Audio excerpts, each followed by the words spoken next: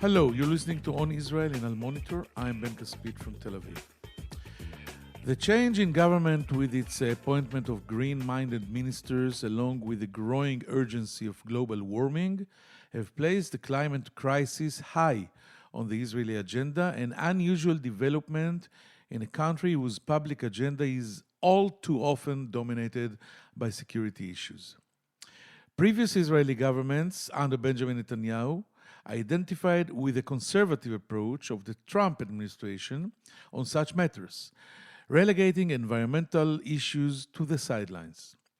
But one of Prime Minister Naftali Bennett's first overseas trips was to the climate summit in Glasgow earlier this month, at the head of one of the largest delegations to the conference.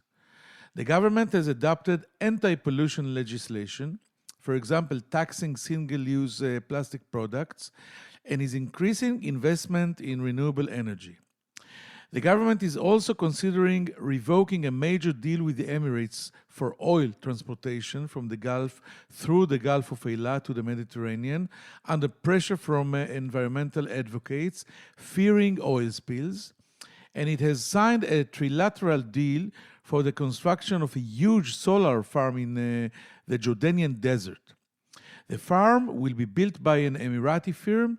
Israel will buy the power generated there and provide Jordan with the desalination water in return. Jerusalem has changed its tune. Our guest today is Tamar Zandberg, the Minister of Environmental Protection and former chair of Meretz, the only Israeli party which actively promotes a green agenda. Bennett knew that Zandberg was a natural choice for the job, and she has been leading an aggressive agenda that even calls for a halt to gas exploration in the Mediterranean. She says Israel's major natural gas discoveries off its coast in recent years will suffice for several decades, and it should now devote its resources to transitioning to renewable energies. Environmental Protection Minister Tamar Zandberg joins us right after this short break.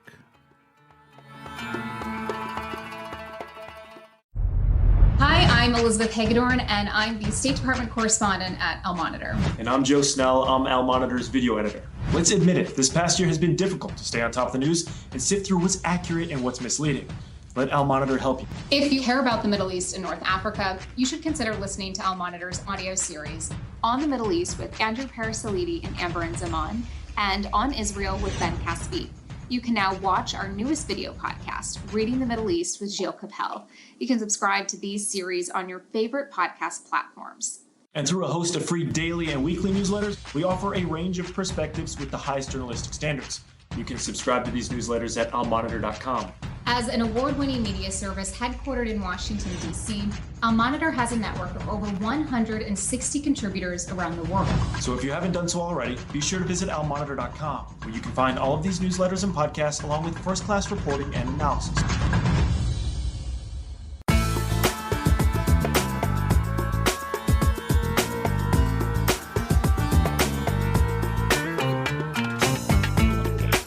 Now I'm privileged to welcome to our podcast on Israel in Al Monitor Minister Tamar Zandberg. Shalom, Tamar. How are you doing?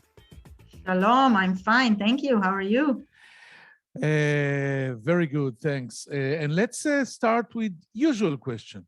Israel is barely a dot on the planet. Its population is small and its impact on global pollution and climate change is negligible. Why all these efforts that you've been leading? Well, first of all, maybe you'll be happy to hear that Israel is not that small. I mean, if you take other countries that are about 7, 8, 9, 10 million, you'll find that Israel is in a very respectable company. And also, you know, after the big, maybe 4, 5, 6 polluters, the group that is the largest in polluting with 20% of the global emissions are the group of the small countries, that every one of them is maybe not that big. For example, Israel is 0.2 of the global emissions, But there is a group of dozens of countries like us that pollute the same, and all of them together donate 20% of the global emissions. So this is a significant part, and every one of them, especially the developed and industrialized ones like Israel, are expected to donate their share. Not to mention that Israel may be a small polluter, but is very, very vulnerable. I mean, our location on the globe in terms of weather, in terms of climate, we sit in a dry and hot area, and the extreme weather events and heat waves and bushfires and floods are expected to increase heavily in the next years and put Israel in a high risk, higher than other countries. So all of these reasons make climate change a huge problem for us. Okay, so we are significant, and we have to like you said, to donate our shares. So, and you've said that Israel should stop gas explorations in the Mediterranean and devote its resources to renewable, non-polluting energies, such as solar, wind, and other types of energy. Many people view this approach as dangerously progressive. After all, throughout most of its history, Israel has not had energy resources of its own and was dependent on imports.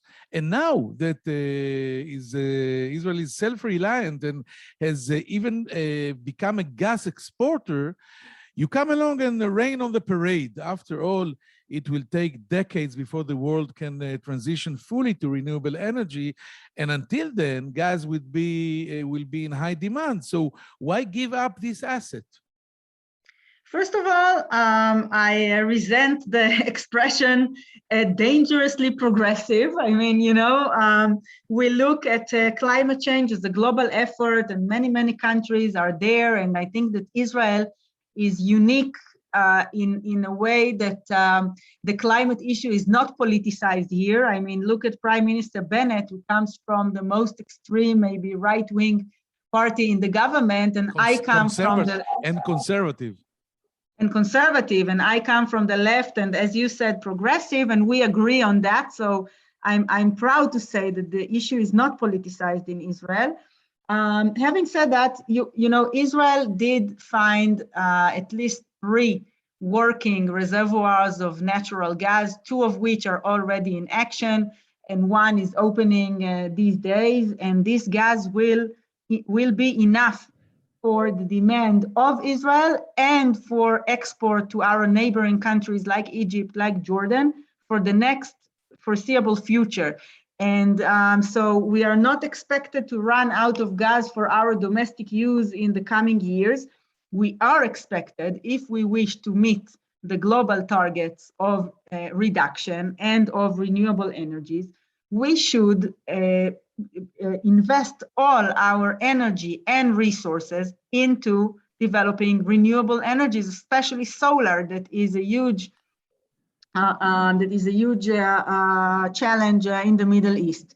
You have to remember that gas and oil that we use today, and stations that we open and explorations that we search today, will be here for the next decades. And I remind you that, and I remind our listeners that the world is committed to net zero emissions by 2050. So these 2 vectors don't meet unless we stop at some point exploring new gas and oil and start developing renewables heavily. And we have to do it very, very quickly because we are way, way behind. So actually, what you're saying is that we have enough gas until 2050, and anything else that we will find will not be in use because we just declared that we will be in zero emissions until 2050. But no, yes. What I don't think we don't have enough to use as we use today until 2050. If we want to meet the 2050 goals, we have to start today reducing our gas and oil dependency and developing renewables in a way that we will start, the transition toward renewables, because the transition will not happen in one day. We'll wake up and the year will be 2050, and all of a sudden we'll have 100% renewable and zero emissions. We have to start the walk there, and it's not going to be very, very easy, but we have to do it if we want to meet the climate goals. And by the way, this is becoming not just an environmental issue, this is becoming an economic issue. The world, the International Energy Agency is now, its recommendation is not to rely and not to develop new gas and oil energy origins, because it's a too much of a risk economically, because the demand will drop because of the commitments to renewables. And so this is a risky business to invest in gas today when you look at the global paradigm and the global trend. But as a follow-up question, because you just mentioned it, the gas discovered off Israel's coast has also served to leverage regional alliances. Israel has become a significant supplier of gas to Jordan and Egypt, and may even be able to help Lebanon in a roundabout way resolve its energy crisis. And you just mentioned it, but if you will find more gas, we'll be able to have more leverage in the Middle East. And you know how important is it, as a former Meretz chair, you preach for peace, and gas is a tool for peace. This is what I'm trying to explain. But you said that the environment is more important right now. No, what I'm saying is that environment is a huge opportunity for peace and for regional stability. Look, for example, the deal that will be signed this week to stabilize and to develop the great relationship between Jordan and Israel in Emirati and American engagement, to increase the amount of water that is being sold to Jordan, that is a huge asset for Jordan, and it is a huge cause for unrest and instability. And in return, an Emirati company will build a solar field in Jordan and sell the electricity directly to Israel. This is a huge opportunity, both environmentally, energetically, economically, and politically, that will help directly stabilize the region and demonstrate good neighboring with Jordan. And as I said, Israel has enough gas by now to supply the domestic demand and export to Egypt and Jordan. But the future should be put in renewables, because this is a huge economic and business opportunity, and this is the right thing to do climate-wise. So actually, I wanted to ask you later about this deal, but you just spoke about it. You're talking about a win-win-win situation. Exactly. Actually, something like the Jordanians will get water, we will get electricity, and the Emiratis will make some money, like usual. But can you explain me, why do we need the Jordanian desert? We have enough desert in Israel. We have the Negev. We have a lot of sun. Most of the year is very sunny in Israel. Why do we need the Jordanians for? Okay, so we do have a lot of sun, but we don't have a lot of land. Even though the Negev desert is 60% of the land of Israel, still the open spaces in Israel is in scarcity. We don't have enough of them, and they are very important to us. We are a dense and a growing country, and Jordan has much bigger and much more empty spaces suitable for developing the solar fields there. And therefore, Jordan will turn their land into energy and eventually, money, because they will sell the electricity to us. Israel will gain the green electricity and the opportunity to engage in a very important regional deal that will help stabilize the region and contribute to both the Abraham Accord and to the peace treaty with Jordan.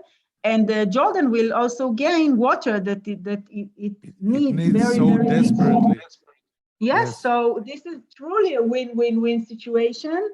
That Israel has, I think, should take a lot of pride in, as we do.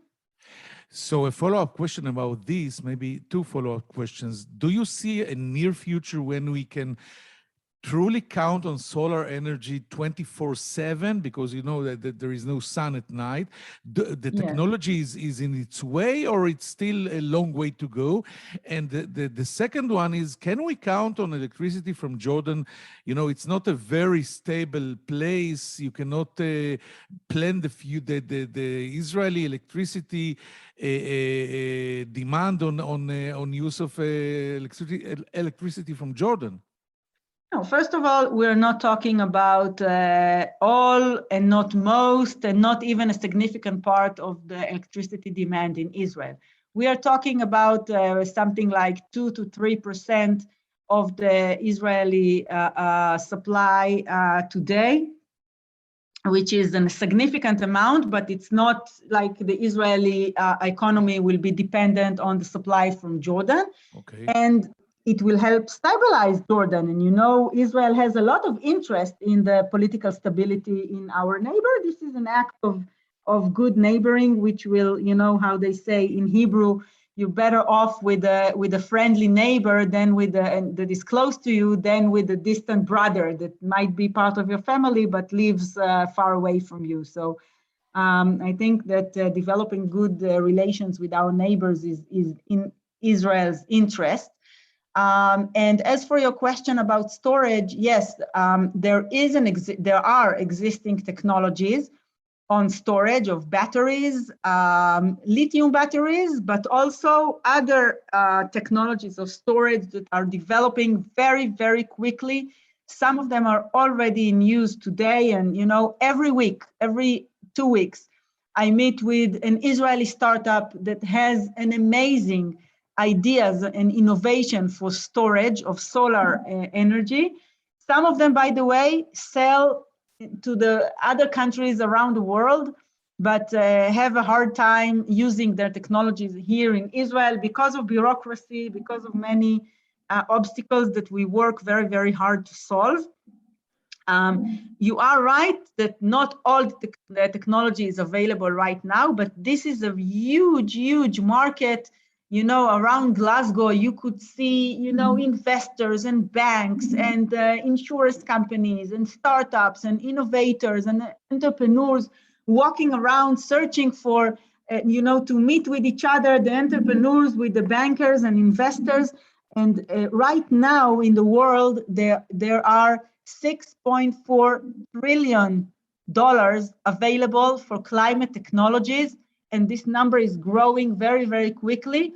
So these are great times if you are in the business of innovative technology on storage and others. This is a great time to be seeking for investments around the world, and the technology is already exists, is expected to improve very quickly. So before I'm running to start a startup on energy, yeah, do it. Do we have a chance in Israel to lead like we are doing in cyber and high tech and biotech, to be a leader, a global leader in these innovations of renewable energy? Do you see Israel there already? Definitely. Israel has a huge potential here. Israel is already known globally as the startup nation, and Israel is already a world leader in some technologies, like, for example, food tech and alternative protein. And you know that the meat industry is responsible for 20% of the global emissions globally. And so it is expected that Israeli technology will be distributed around the world to replace those foods. And you know, already today, out of the 1 billion dollars that are invested globally in food tech, a quarter, 25%, is invested in Israeli startups. So we are already in a leading position on that. And we have all the potential in the world to be leading in renewable energies, in storage, in many other climate technologies. This is a huge, huge, huge opportunity for Israel, not only environmental-wise, but also economic-wise. These numbers and figures you just mentioned are amazing. Yes, I want to they ask are. you some a general question. To what extent is the new Israeli government truly committed to a green agenda and to combating climate change?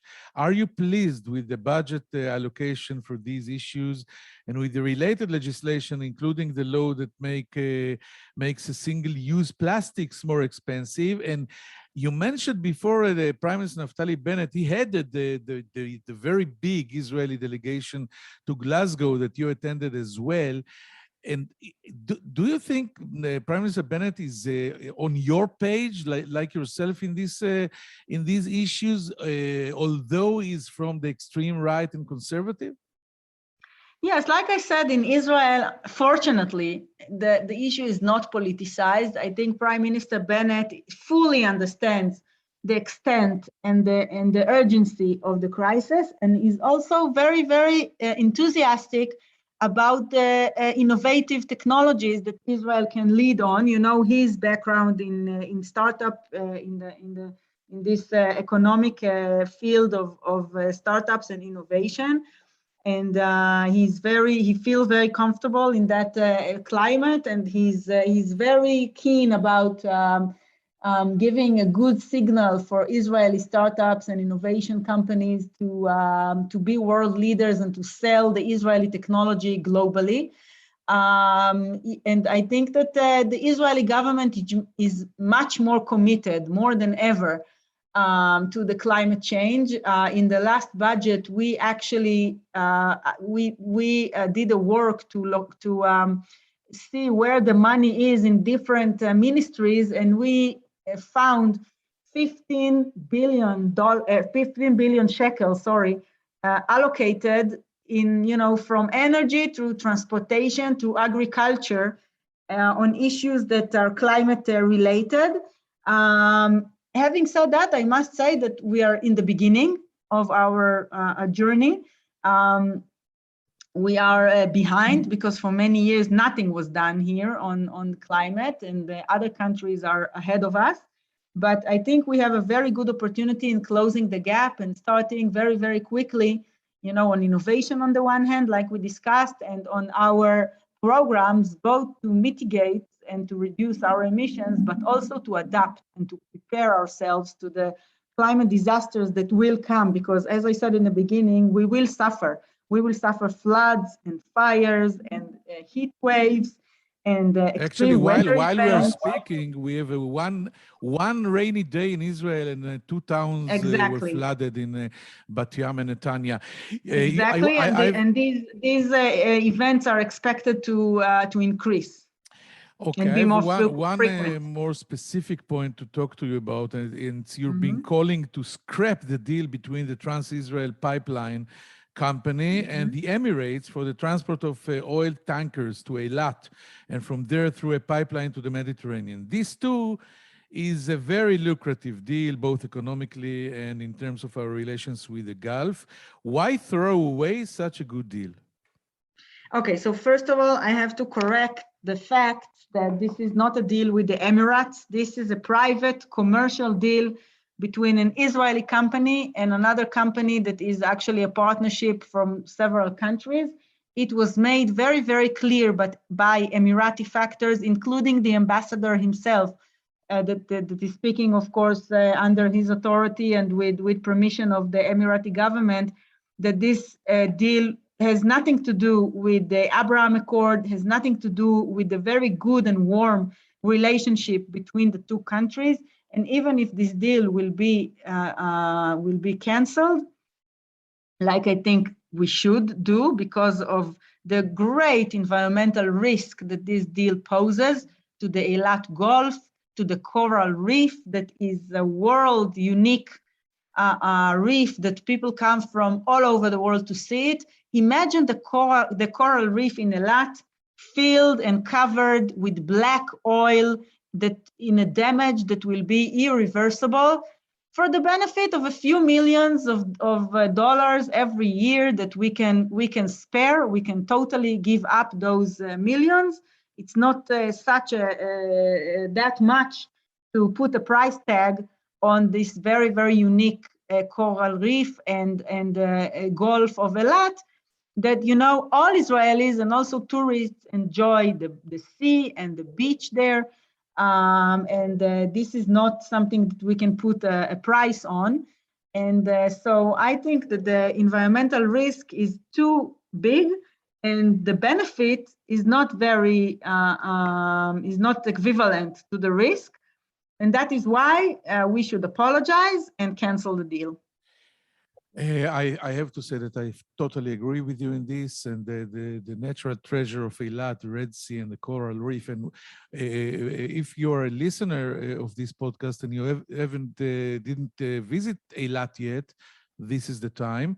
And my final question to you, Minister Zandberg, let's end with a broader question. Many people are saying the Glasgow summit was a flop and that world leaders failed to agree on significant measures that might stop global warming and its consequences. How do you see the summit, which I believe you attended, and how would you rate your conclusion? Hopeful, pessimistic, or somewhere in the middle?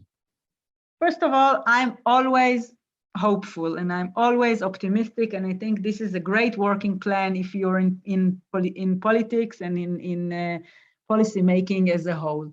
I am aware of that the summit was maybe not a flop or a failure, but maybe was described as disappointing, especially in relations to the hopes, to the high expectations that Glasgow that people had before the summit started. I think the fact that there were such high expectations is also a good news, because it means that the world fully understands and committed to the change that we have to make and to the severeness and the urgency to reduce our emissions and stop the global warming. So it is true that the final paper is not as ambitious as the former drafts, but it is significantly more meaningful than before. For example, we are limited to, and there is a global commitment to the 1.5 degree that was not achieved before. I mean, this is the first time that the world put the scientific target of not crossing the heat of 1.5 global warming since the beginning of the Industrial Revolution. This is very, very significant. This is the first time, for example, that the world decided on phasing down coal and decided to move away from coal and gas in some countries. Some of them are still gas dependent, and to stop subsidies for all kinds of oil and gas fossil fuels. So there are a series of very significant decisions, even though they're not as ambitious as one might expect from the beginning. But another point is that the next time that the world countries will have to declare their targets will not be in 5 years, like the 5 years that passed since Paris to Glasgow, but it will be in 1 year. So next year, this time of the year, in November 2022, the world leaders will gather again in Sharm el-Sheikh, in our region here in the Middle East, in Egypt, and they will be asked to deepen the targets to a more ambitious goals. So we have 1 year to gather ourselves together, Israel, with, of course, in the leadership of all the countries in the world, and know more and do more like the people expect. And, you know, maybe last word, you know, the climate is the concern of many, many young people and even children and youth around the world that look at us, the leaders, and say, what do you do to protect our future and to make sure our future will not burn in fire? And that is literally and that we will still have the earth to enjoy and to supply our sustainability. And when I go to sleep at night, I look at my 15-year-old and my almost 2-year-old, and I ask myself, what have I done today to protect their future? And I think if all leaders of the world will wake up and go to sleep with that question in mind, we will be able to succeed. Yes, you remind me of the founding fathers of Israel, that we are also always saying, what country did you leave us and what country are we going to leave our children? And globally, it's even more important. What kind of globe, of a universe we're going to leave our children and grandchildren? And I'm happy we did not touch Israeli politics, because global warming is even more important than Israeli politics. Definitely. Minister Tamar Zandberg, it was very interesting. I thank you very much again for joining us here. And now we'll go take a short break, come back with some final thoughts after it. Thank you. Toda rabba, Tamar. Toda rabba.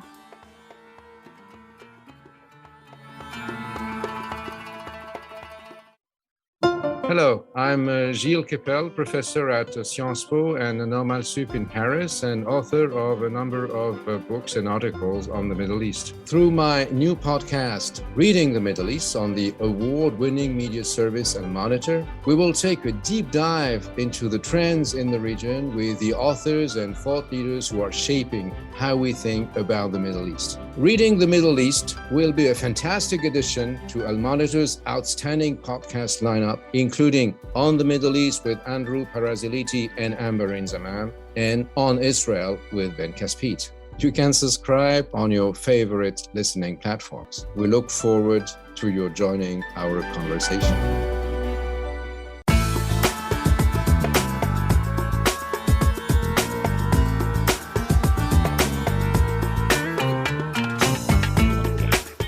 Thank you for staying with us. The bottom line of Minister Tamar Zandberg was very interesting. She's not pessimistic, maybe or vice versa.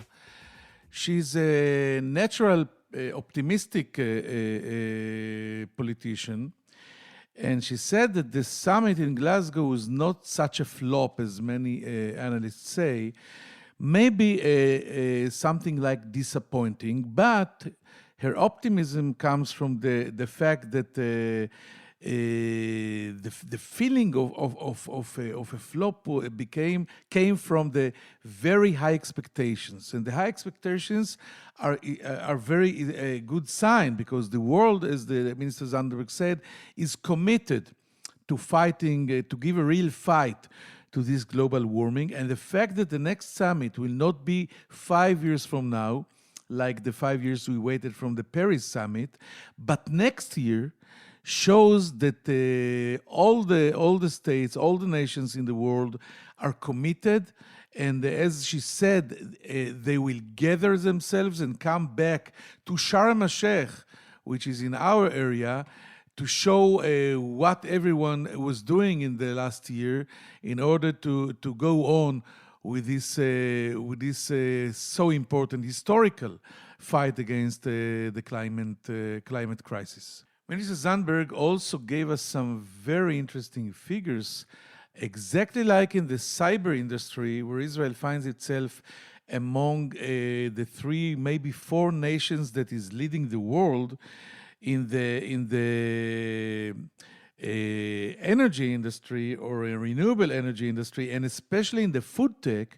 She said that from $1 billion dollars that are globally invested this year in food tech, 25% goes to Israel. And she said that this issue is becoming more economic than environmental. $6.4 trillion are available now for climate techniques and big time innovations. And Israel, like an innovation, the startup nation, is all there going for this challenge to lead the world to become a world power in this issue as well. Talking about the current Israeli government that changes tune, Mr. Zandberg said that Prime Minister Naftali Bennett, although he's totally different from her, he comes from the ultra-right and a conservative religious Jew, he's fully committed to this issue, exactly like herself, that comes from the far left and very liberal. Maybe it comes from the fact that he is himself is a high-tech pro, and he had at least one famous exit in the past. And this Israeli government is a lot more committed to the climate agenda than all the previous governments in the last decade. I hope you found it interesting. I hope it was very, very serious and important. And I want to find you here. I hope to find you here next week, the same place, same time, in On Israel, in Al Monitor. I'm Ben Caspit from Tel Aviv. Take care. Bye-bye.